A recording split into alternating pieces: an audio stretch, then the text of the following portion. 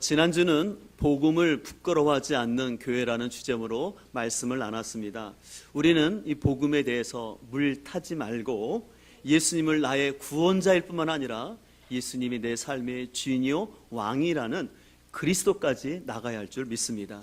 그래서 우리는 믿음을 그저 내가 인간적인 편의에 따라서 단순히 지적으로 동의하고 입으로 신하여 구원을 얻는다라는 그런 값싼 구원론을 내려놓고 우리는 내 삶의 시간과 물질 모든 것이 하나님의 주인 되신다라는 그런 그리스도까지 온전히 우리 믿음이 나가기를 소망합니다.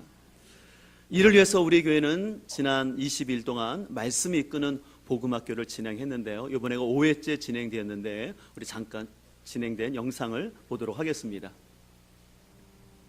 내 사랑이 내 백성을 보기 못하니 네 번째라고 해서 중복되는 게 지루하게 들릴 수도 있겠다라는 생각을 했었지만 들으면 들을수록 복음학교는 하나님의 사랑이고 하나님의 열심이라는 것을 깨닫게 되었습니다. 죄에 대해서 말씀하셨을 땐 그 다음날 몸살이 날 정도로 많이 몸이 아팠고, 그런데 부활을 하면서 부활의 내용을 공부할 때는 정말 제가 새 생명을 얻은 것 같이 몸이 가뿐해지는 것을 느꼈습니다. 여호와께로 돌아가기 원하시는 하나님 아버지의 마음을 알 수 있는 좋은 시간들이었던 것 같습니다.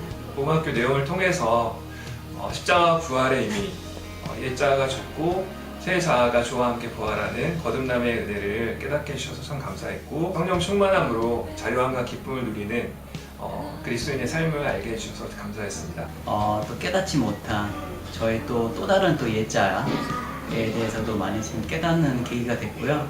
그 다음에 그 예자를 통해서 저를 뒤돌아보면서 앞으로 또 살아갈 방향, 그리고 이게 주님과 함께 죽고 그리고 참자로 살아가는 그런 여러 가지 계기를 얻는 큰 계기가 되었습니다. 내어주고 나 그들을 얻으리라. 여호와께 돌아가자. 네, 지금 영상을 보신 것처럼 또 우리 많은 성도님들이 아침 저녁으로 이렇게 복음학교에 참여하셨고 또 몇몇 분들이 대표해서 간증을 하신 것처럼 우리가 같은 동일한 마음일 줄 믿습니다. 바라옵기는 우리 모든 성도님들의 가정이 이 진리의 복음 안에서 굳건히 서서 하나님 나라를 이뤄가길 소망합니다. 이런 복음은 바로 초대교회 교회로부터 시작돼서 우리에게 전해졌는데요. 근데 실은 이 초대교회가 이런 귀한 복음의 사역을 하고 있었지만 초대교회는요, 좋은 일만 있었던 것은 아니었습니다. 오늘 6장 본문의 바로 앞절인 5장 42절을 보게 되면 우리가 지난주 살펴본 것처럼 날마다 성전에 있든지 집에 있든지 예수는 그리스도라고 가르치기와 전도하기를 그치지 않는 참 귀한 일을 하고 있었습니다. 근데 이렇게 귀한 일을 하고 있었을 때 이 초대교회에 어려움이 발생하게 됐는데요. 오늘 1절을 보게 되면 세번역에는 이렇게 말하고 있습니다. 이 시기에 제자들이 점점 불어났다고 말합니다. 그런데 그리스 말을 하는 유대 사람들이 히브리 말을 하는 유대 사람들에게 불평을 터뜨렸다. 그것은 자기네 과부들이 날마다 구워 음식을 나누어 받는 일에 소홀히 여김을 받았기 때문이었다라고 얘기하고 있습니다. 아마 본토에 있는 유대인들에 비해서 흩어져 있었던 흔히 디아스포라 유대인이라고 하는데 이들이 언어적 소통에서 잘 언어하지 못하다 보니까 구제를 받는 일에 있어서 좀 소외됨이 있었던 것 같습니다. 이렇게 사람들이 모이다 보면요, 이런저런 문제가 있을 수 있는데 교회 역시도 마찬가지입니다. 제가 늘 말씀드린 것처럼 교회는 의인이라 칭함받는 죄인들의 모임이기 때문에 때때로 교회 안에도 이런 갈등이 나타날 수 있습니다. 화평의 삶을 공부하신 분들은 아시겠지만 제가 화평의 삶을 함께 나누면서 갈등을 이렇게 정의했는데요. 의견이나 목적의 차이로 인해 개인의 목표와 욕구가 좌절되는 것으로서 이 갈등은요, 불가피하고 예상된 거라는 것입니다. 우리는 이 제약된 세상에서 살기 때문에 또 우리가 죄성이 있기 때문에 우리에게 갈등은 불가피하게 나타날 수 있다는 것입니다. 그러면 갈등의 요인이 무엇일까를 봤을 때 크게 두 가지로 말씀드리는데, 첫 번째는 뭐냐면 인격적인 미성숙함에서 갈등이 나타나고요. 두 번째는 실제적인 어떤 이해관계의 충돌에서 나타난 겁니다. 예를 들어서 우리 지역 같은 경우는 이제 그 세종과 구리 사이에 고속도로를 놓게 되는데, 한쪽 지역에서는 우리 지역에 톨게이트가 오면 안 된다라고 이렇게 충돌하는 이해 갈등이 있고요. 또 지금 국내적으로 이런 뉴스에 나왔던 것처럼 한유총이라는 곳과 또 교육부하고 충돌을 하죠. 나름대로 또 사유재산에 대한 주장을 하는데, 어쨌든 이렇게 이해관계의 갈등이 있는 것을 볼 수가 있습니다. 근데 이것은 사회뿐만 아니라 성경을 보면요, 성경에서도 이런 갈등들이 나타났어요. 특별히 사도행전에도 이런 갈등이 나타나는데, 사도행전 15장을 보게 되면 할례라는 문제를 가지고 교리적으로 다툼이 일어났습니다. 그래서 15장 1절 보면 이렇게 말씀하고 있는데요. 어떤 사람들이 유대로부터 내려와서 형제들을 가르치되 너희가 모세의 율법 법대로 할례를 받지 아니하면 능히 구원을 받지 못하리라 하니, 바울 및 바나바와 그들 사이에 적지 아니한 뭐가 일어났습니까? 다툼과 변론이 일어났다라는 것이에요. 또 사도행전 15장 39절을 보게 되면 이제 2차 전도 여행을 앞두고 이 마가라는 사람을 데리고 갈 것이냐 안 데리고 갈 거냐를 가지고 바울과 바나바가 다투고 심히 갈라졌다고 그랬어요. 그래서 이렇게 말씀하고 있습니다. 서로 심히 다투어 피차 갈라서니 바나바는 마가를 데리고 배 타고 구브로로 가고 라고 해서 사도 바울은 딴 곳으로 갔습니다. 우리가 생각할 때, 아니 어떻게 바울과 바나바처럼 이렇게 위대한 사도들이 그거 하나 잘 품지 못해서 다투고 갈라질 수 있을까라는 생각을 할 수가 있습니다. 하지만 하나님께서는 오히려 이들의 갈등을 통해서 오히려 하나님 나라를 확장시키셨고, 또 나중에 바울과 마가가 잘 화해했던 것을 우리는 성경을 통해서 알 수가 있습니다. 그래서 중요한 것은요, 우리의 삶 속에 갈등이 있냐 없냐가 아니라 갈등은 부득이하게 나타날 수 있는데, 중요한 것은 그 갈등을 통해서 하나님을 영화롭게 하면서 내가 그 갈등을 통해서 성숙하느냐가 중요한 것입니다. 그래서 우리는 교회 생활하면서 그냥 교회라는 것은 아무 문제도 없는 잔잔한 호수가 같은 곳이 아니에요. 때로는 그런 호수 같은 모습도 있지만 때로는 광풍이 일어나는 그런 것이 있습니다. 그러나 바다의 태풍이 일무로 인해서 오히려 바다가 정화가 되고 또 찬송가에 있는 것처럼 그 바람 인하여 더 빨리 갑니다라는 그 고백처럼 하나님께서는 우리에게 주신 이 갈등을 통해서 우리를 성숙시킬 줄 믿습니다.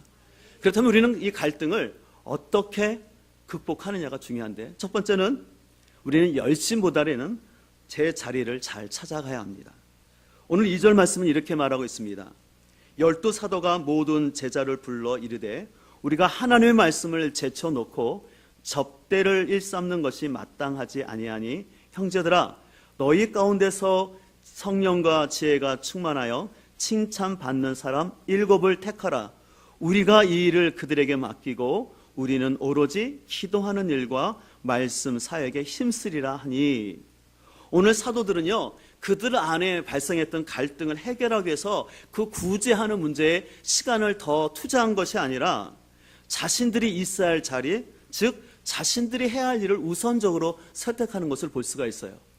우리는 흔히 이렇게 생각합니다. 어떤 문제가 발생하면 그 문제를 해결하기 위해서 더 내가 열심히 시간을 투자해서 내가 더 열심히 그 일에 집중을 해야 된다고 생각할 수 있습니다. 그러면서 오늘 사도들처럼 그들이 말씀과 기도를 한다고 해서 이 문제가 해결될까라는 생각을 할 수가 있어요. 하지만 사도들은요, 그 초대교회 문제의 핵심을 보았는데, 그것은 바로 자기들이 영적 지도자로서 말씀과 기도하는 일에 하는 이런 본질적인 사역은 낮춰놓고 음식을 나눠주는 어떤 비본질적인 데 자신들이 시간을 더 두고 있음을 보았던 것이었어요. 그런데 여기서 오해하지 말 것은요, 음식을 나눠주는 것이 결코 하찮은 일이 아니라는 것이에요. 사도들의 입장에서는 그들은 지도자이기 때문에 지도자가 제일 먼저 해야 될 것은 말씀과 기도 가운데 하는 사역이었습니다. 그래서 오늘 사도들은 그 교회의 문제를 통해서, 그 갈등을 통해서 다시 한번 자신들이 본질적인 사역에 우선순위를 두면서 이제 음식을 나눠주고 이런 봉사하는 일들을 하기 위해서 일꾼들을 세워서 그들이 그 자리에 서서 그 사역을 감당하게 한 것을 볼 수가 있습니다. 근데 여기서 여러분, 우리가 제 자리를 잘 찾기 위해서는요, 자신의 정체성을 먼저 아는 게 중요합니다. 왜냐하면 자신의 정체성이 뭔지를 알아야지만 내가 그 자리를 제대로 찾아갈 수 있기 때문에 그렇습니다. 제가 지난주에 송기철 장로님이 쓰신 킹덤 빌더라는 책을 읽었는데요. 그 책 가운데 단순한 말이지만 굉장히 저에게 인사이트가 있었던 말이 있었어요. 그것은 뭐냐면 하나님 나라에 필요한 사람은 정체성이 분명한 사람이다. 평범한 말이지 않습니까? 근데 저는 굉장히 중요한 것 같아요. 하나님 나라에 필요한 사람은 자신이 누구인가 자기네 정체성이 분명해야지만 하나님 백성답게 살아갈 수 있다는 것입니다.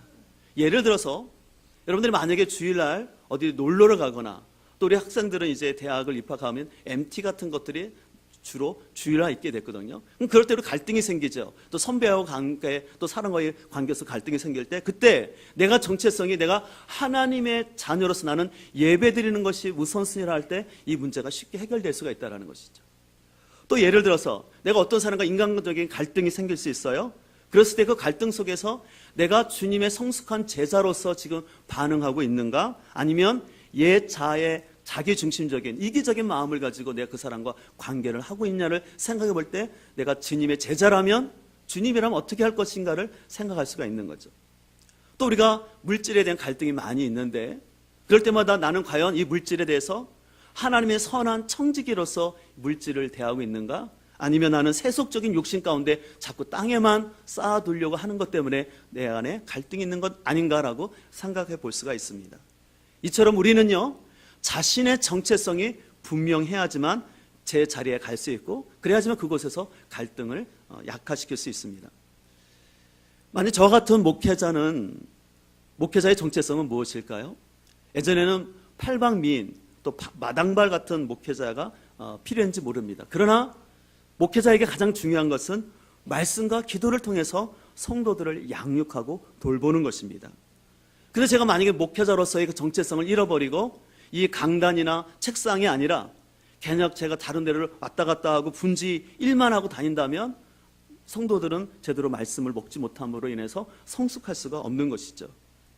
이 같은 차원에서 오늘 본문에 보면 집사라는 직접적인 표현은 없지만 이 교회 일을 감당하기 위해서 집사를 세우게 되는데 이 집사를 헬라어 언어로 디콘이라고 하는데요. 이 디콘이라는 단어는 디아코니아라는 단어에서 왔어요.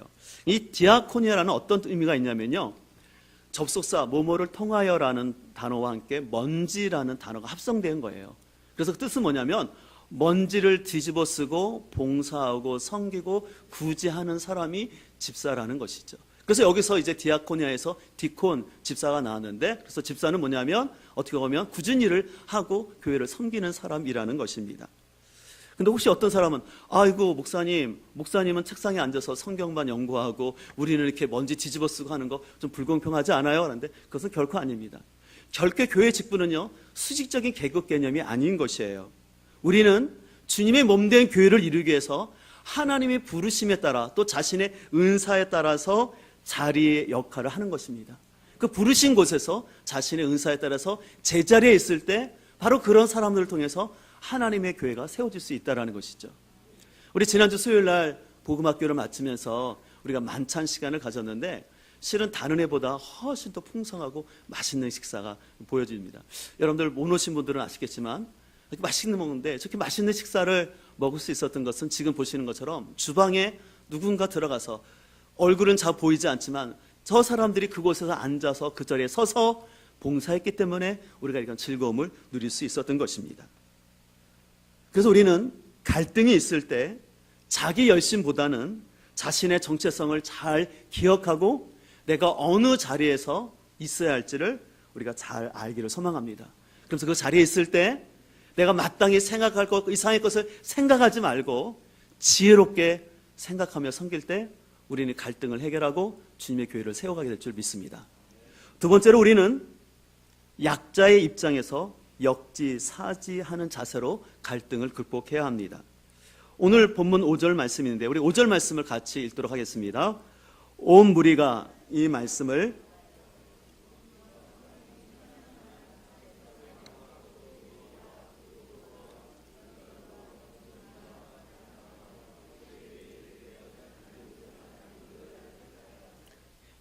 초대교회는요 이 사도들이 말씀과 기도하는 일에 우선순위를 두겠다라는 말을 귀하게 여겼고, 그리고 이제 이 구제하는 일들을 위해서 충성된 사람을 세우라고 했을 때 그 말을 긍정적으로 받아들이고 7사람을 추천해서 이제 세우게 되는데, 지금 여러분들이 읽었던 이 7명의 사람들은요, 이 이름의 특징이 있는데 그 이름들은 하나같이 헬라식 표현이었어요.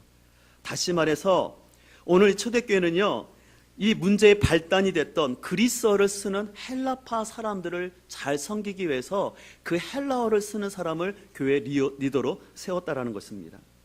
이는 바로 초대교회의 성숙한 모습을 보여주는데요, 그들은 약자들의 목소리에 귀 기울이면서 역지사지한 마음에서 이 당시 언어에 그 히브리어에 익숙하지 않았던, 그 아람어에 익숙하지 않았던 사람들을 배려하는 모습을 볼 수가 있습니다. 이를 통해서 이 초대교회는요, 이 갈등을 잘 소통을 하면서 이 제자들은 제자리에 가게 됐죠. 그래서 제자들이 있어야 할 자리는 말씀과 기도하는 자리에 있게 되고, 또 세운 일꾼들이 구제하는 것, 여기서는 특별히 음식을 나눠주거나 아니면 재정 출납하는 그런 일이라고 얘기하고 있는데요, 어쨌든 이런 일들을 잘 해결함으로 인해서 이 교회가 더 소통하고 더 건강하게 세워지는 것을 보게 됩니다. 우리가 흔히 선진국을 평가할 때 소득이 3만 불 이상이라고 말하는데요, 근데 단순히 선진국은요, 그런 소득의 액수뿐만 아니라 그 사회를 우선적으로, 약자를 우선적으로 배려할 때 선진국인지 아닌지를 알 수 있어요. 선진국일수록요, 여성과 아이들, 노인들을 잘 우선하고 잘 배려합니다. 반대로 후진국의 특징은 뭐냐면 여성과 아이들의 인권을 무시하게 되고 권력과 또 자본의 희생양이 많이 이런 어린 아이들과 여성들이 되는 것을 볼 수가 있습니다. 이 같은 차원에서도요, 여러분, 교회 안에서도 목소리가 큰 사람이나 아니면 세상적인 힘이나 돈의 논리가 아니라, 교회에는 경제적 약자나 배움이 부족한 사람일지라도 다 와서 편하게 다닐 수 있는 교회가 저는 좋은 교회라고 생각합니다. 실은 지난주에도 한 성도님이 갑자기 좀 어려운 일을 당하여서 우리 많은 성도님들이 또 관심을 가지시면서, 저도 복음학교 하면서 바쁘는 기간이지만 병원을 왔다 갔다 하면서 또 지난 금요일에도 중환자실에 갔다 오면서 기도를 했어요. 실은 그분 같은 경우는 혼자 사시면서 또 지병이 있으시기 때문에 그 병이 계속해서 이루어질 수밖에 없어요. 또 경제적인 능력도 아무도 없습니다. 그렇지만 우리는 그리스도의 몸이기 때문에 교회에서 응급비를 지출하고 또 그분을 돕고 있는데, 세상적에서 봐서는 이건 비효율적인 거잖아요. 그분이 나을 보장도 없고 해마다 이런 것이 반복되는데 이 교회가 이렇게 할 필요가 있냐라고 생각할 수 있습니다. 그러나 하나님의 사랑이 실은 우리를 향해서 비효율적 아니겠습니까? 우리가 사랑받을 만해서 사랑한 것이 아니라 하나님이 그럼에도 불구하고 우리를 사랑하셨기 때문에 교회 역시도 우리가 연약한 성도들을 돌보고 사랑해야 할 줄 믿습니다. 그래서 교회는요, 비록 환경과 또 배움이 있어서 다양한 사람들이 모이지만 그 다양한 사람들이 다 일 공동체를 이루어서 모자이크처럼 아름다운 빛을 내야 합니다. 그런 의미에서 저는 우리 교회가 도농복합지역에 있는 것에 대해서 감사하게 생각해요. 그래서 우리는 도농복합지역에 있기 때문에요, 뉴타운에서 오시는 성도님들 뿐만 아니라 이 농촌지역에 있는 분들, 또 저치원에서 오시고 타지에서 오시는 분들에 있어서 브릿지 역할을 할 수 있다고 생각하고요. 또 우리 교회는 어린 유치부 학생으로부터 노년에까지 전 세대가 같이 어울리면서 그리스도의 몸을 우리가 함께 만들어가야 할 줄 믿습니다.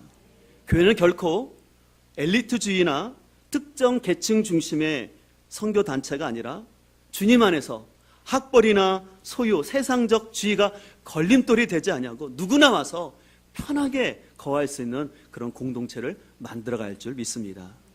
더 나아가서 사도 바울은 빌립보서 4장 2절에서 이렇게 말하고 있는데요, 내가 유오디아를 권하고 순두개를 권하노니 주 안에서 같은 마음을 품으라는 이 사도 바울의 권면처럼, 특별히 교회에서 앞장서서 일하는 사람일수록 역지사지의 마음을 늘 잃지 아니하고 여러분들이 일보다는 주님 안에서 같은 마음을 품도록 하십시오.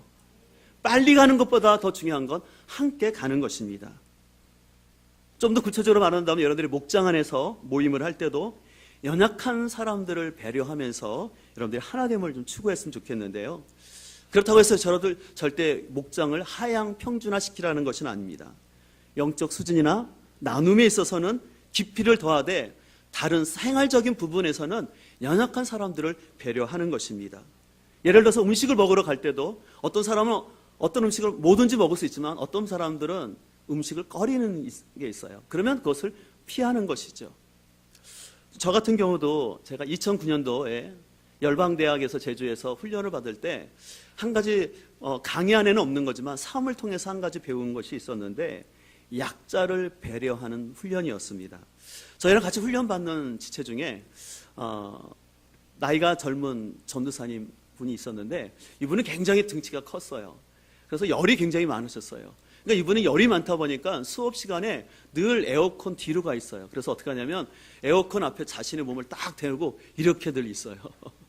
그러니까 누가 좀 그 옆에 가려도 불편해요. 막 그 친구. 그리고 또 그 전도사님이었지만 좀 어떻게 약간 죄송하지만 성인 아이의 좀 기질이 있어서 기본적인 욕구가 잘 해결되지 않으면 굉장히 컴플레인을 많이 드러내서 그 전도팀을 힘들게 했던 한 형제였어요.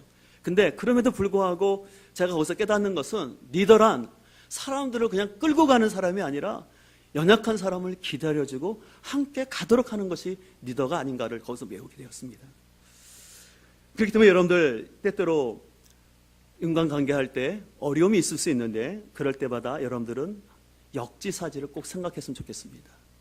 내가 다른 사람의 입장에서 생각해 보시되 그 기준을 나의 기준에 두지 마시고 연약한 사람들을 생각하며 나갈 때 그 공동체가 하나님의 나라를 이루는 공동체가 될 줄 믿습니다. 세 번째는 원망은 낮추고 기도의 소리를 높여야 합니다. 오늘 1절에 보게 되면 히브리파 사람을 원망했다라고 했는데 이 원망이라는 단어는요 불평하다, 투덜대다, 수근거리다, 속삭임, 비방하다라는 뜻이 있어요. 그런데 이 원망하다라는 단어는요 이스라엘 백성들이 하나님의 은혜로 출애굽을 하여서 그들의 그 광야 가운데 홍해가 갈라지고 만나와 메추라기를 먹으면서도 그들은 물이 없다고 하나님을 향해서 모세를 향해서 부평할 때 썼던 그 원망이라는 단어가 동일하게 사용되고 있는 것입니다. 여러분 지금 초대교회는 어떻습니까? 예수 그리스도의 십자가 부활 사건을 통해서 성령님이 오셨고 그리고 성령님의 역사로 인해서 표적과 기사로 인해서 많은 제자의 수가 부흥하고 있는 이 시대에 그래서 바로 이 시간까지 다 받고 또 은혜를 받았던 사람이 있음에도 불구하고 자기 내면의 이기적인 욕심과 이 불평이 습관이 된 사람들로 인해서 교회가 잘못하면 위기 가운데 빠질 수 있는 것을 볼 수가 있습니다. 우리가 신앙생활도 마찬가지인 것 같아요. 우리가 신앙생활하면서 왜 이렇게 어려움이 있냐면 사람들이 복음의 은혜를 알았음에도 불구하고 습관적으로 불평하고 옛자의 나쁜 습관이 계속해서 나타나기 때문에 그렇습니다. 우리 교회도 지난 5년 동안 말씀이 이끄는 복음학교를 통해서 많은 성도들이 많은 온전한 이 복음 가운데 세워지고 계속 성장하고 있습니다. 그런 어떤 사람들은 자신의 경험과 지식을 가지고 그리고 자신의 애자를 더 강조하면서 자신을 내려놓지 않음으로 인해서 그리고 자신의 애자의 그 습관대로 불평하고 원망함으로 인해서 누가 뭐라 한 것이 아니라 자기 스스로 시험에 들 뿐만 아니라 자기 스스로뿐만 아니라 자기의 행동을 통해서 가족들까지 어렵게 하고 또 그 사람의 모습들로 인해서 목장이나 공동체를 힘들게 하는 것을 볼 수가 있어요. 이것은요 복음의 문제가 아니라 그 사람 마음밭이 굳어져 있고 그 인격의 미성숙함 때문에 나타나는 거예요. 그래서 예수님께서 실은요 하나님의 말씀을 하나님의 천국 복음을 선포하시면서 이 말씀을 받아들이는 사람의 마음이 얼마나 중요한지를 얘기하셨어요.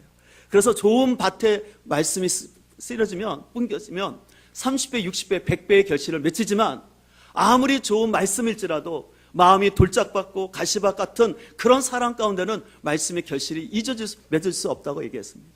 여러분 잘 아는 것처럼 요한복음 6장을 보게 되면 예수님께서 오병이어의 기적을 베푸신 다음에 이 오병이어의 뜻이 무엇인지를 자세히 설명했어요. 그러나 그 가운데 이 예수님의 놀라운 말씀을 들었음에도 불구하고 옛 자아의 욕심을 버리지 않은 사람은 에휴 예수님 쫓아봤자 떡 줄 줄 알았는데 예수님은 떡은 주지 않고 자신의 살과 피만 먹으라고 하네. 이상한 말이에요. 라고 하면서 뒤를 돌이키면서 그 이후로는 예수님을 따르지 않았다라고 성경은 말씀하고 있습니다. 근데 이것은 계속해서 초대교회 안에도 있었어요. 근데 초대교회는요, 이런 문제가 있었을 때 이 문제 있는 사람에게 초점을 맞춘 것이 아니라 성령과 지혜, 믿음과 성령에 충만한 사람들이 중심에 섰다라는 것입니다.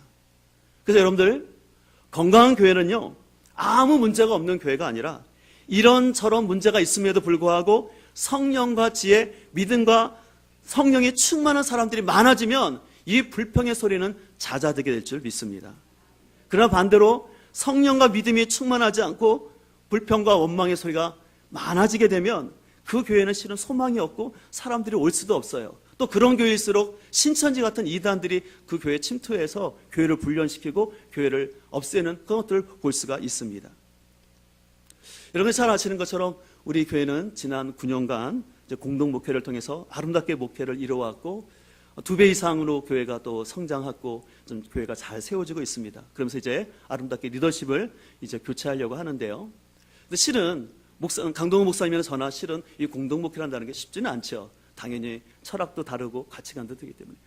왜 갈등이 없었겠습니까? 그러나 그 갈등이 있는 게 중요한 게 아니라 그런 갈등이 있을지라도 나는 죽고 예수 그리스도가 사시고 교회의 주인은 그리스도라는 생각을 가지고 주님이라면 교회를 위해서 내가 무엇을 할 건가를 생각하고 기도하고 왔기 때문에 지금처럼 아름다운 공동목회가 이루어진 줄 믿습니다. 여러분 한 가지 기억하셔야 됩니다. 교회는요 생명과 진리의 공동체이기 때문에요 사단이 가만 놔두지 않아요. 계속 사단은 우리에게 영적 싸움을 걸어올 것입니다. 그래서 계속해서 원망하는 사람, 불평하는 사람, 이 수군거리는 사람들이 계속해서 교회를 흔들 수 있습니다. 여러분 지난주에 느헤미야서를 여러분들 큐티하셨겠지만 여러분들 느헤미야가 자신의 모든 기득권을 내려놓고 그 예루살렘의 안타까운 상황을 듣고 성벽을 재건하러 왔을 때 가장 그 느헤미야를 공격했던 사람은 다른 사람이 아니라 도비야와 산벨락 같은 사람들이 계속해서 없는 말 지어내고 이간질하면서 이 느헤미야를 얼마나 괴롭힌지 모릅니다. 그러나 그럴 때마다 느헤미야는 분별력을 가지고 그리고 자신이 그들을 대적한 것이 아니라 하나님께 기도했던 것을 볼 수가 있습니다. 느헤미야 6장 14절에 이렇게 말하고 있습니다. 내 하나님이여 도비야와 산발렛과 여신자 노아다가와 그 남은 선지자들 곧 나를 두렵게 하고자 한 자들의 소용을 뭐 해야 합니까?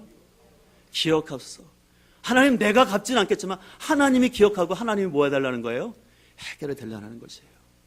오늘 느헤미야가 자신이 그들과 싸워서 그들을 없앤 것이 아니라 자신이 해야 될 일은 자신의 자리에서 최선을 다하되 하나님께 맡겼던 것처럼 우리가 때때로 우리의 삶을 힘들게 하고 어렵게 하는 사람이 있을 때 여러분들 그 사람들 때문에 흔들리지 마시고 우리는 내가 있어야 할 자리에서 나에게 맡겨진 사명을 끝까지 잘 감당할 수 있기를 소망합니다.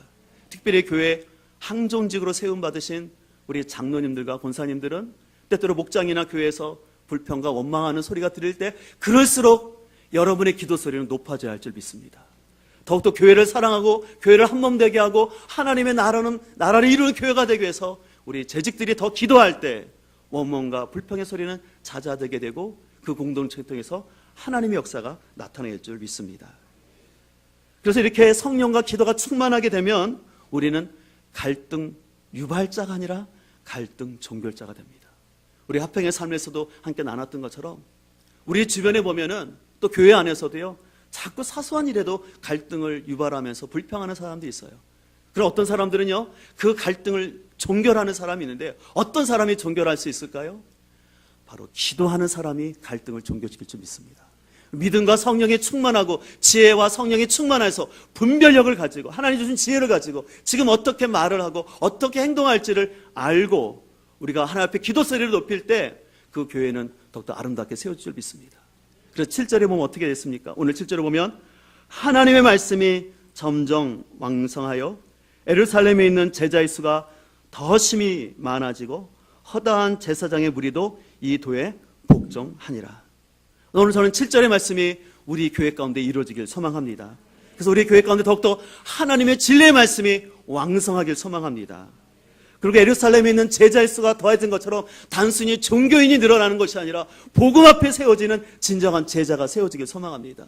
그리고 허다한 제사장의 무리가 이 도에 순종했던 것처럼 진리의 말씀이 온전히 선포되어서 이 복음의 진리 가운데서 많은 영혼들이 회복되어지는 그런 교회를 소망하고 나가길 소망합니다. 이 시간 말씀을 마치면서 우리 함께 결단 찬양하기를 원하는데요. 꽃들도라는 찬양인데요.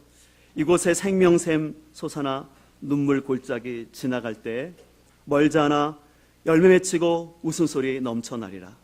그날에 하늘이 열리고 모든 이가 보게 되리라. 마침내 꽃들은 피고 영광의 주가 오시리라는 가사 내용인데요. 이 가사 내용을 생각하면서 하나님, 우리 교회 가운데 생명샘 솟아나고 성도들 가운데 회복의 역사가 나타나게 하여 주옵소서. 그런 마음을 가지고 찬양하고 기도하는 시간 하도록 하겠습니다.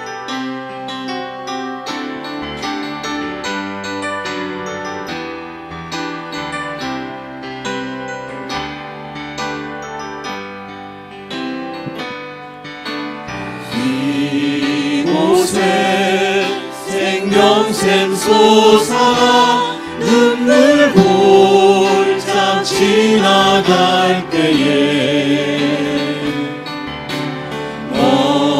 어자나 열매 맺히고 웃음소리 넘쳐나리라. 그날에 하늘이 열리고 그날에 하늘이 열리고 모든 이가 보게 되리라. 마침내 꽃들이 피고 마침내 영광의 주님 다시 오실 것입니다. 영광의 주가 오시리라. 꽃들도 구름도 바람도 넓은 바다도 찬양하라 찬양하라 예수를. 하늘을 울리며 노래해 나의 영혼아. 은혜의 주 은혜의 주 은혜의 주. 하나님을 찬양하기를 원합니다. 꽃들도 구름도 바람도 넓은 바다도 찬양하라 찬양하라 예수를. 하늘을 울리며 노래해 나의 영혼아. 은혜의 주 은혜의 주 은혜의 주. 이 세월에 기도하며 나갈 때 하나님, 우리를 공동체로 부르셨는데 하나님, 때때로 갈등이 있을 수 있지만 그럴 때마다 하나님, 내가 있어야 할 자리를 찾게 하여 주옵소서. 하나님, 부르신 곳에서 나의 은사에 따라서 내 자리를 잘 지키게 하여 주시옵소서. 또한 갈등이 있을 때마다 나의 기준이 아니라 약자를 배려하는 역지사지의 마음을 허락하여 주시옵소서. 그래서 빨리 가기보다는 더불어 같이 가려는 마음을 허락하여 주옵소서. 원망은 낮추고 기도 소리가 높아지는 교회가 되길 원합니다. 우리 교회 가운데 특별히 기도의 중보자들을 세우시고 모든 재직들이 더 기도의 소리를 높여서 모든 영적 싸움에 승리하고, 그래서 허다한 무리가 더 많아지는 역사가 있게 하여 주시고 하나님 말씀이 더욱더 왕성한 교회가 되게 하여 주옵소서. 우리 이런 교회를 위해서 주여 한번 부르시고 기도하겠습니다.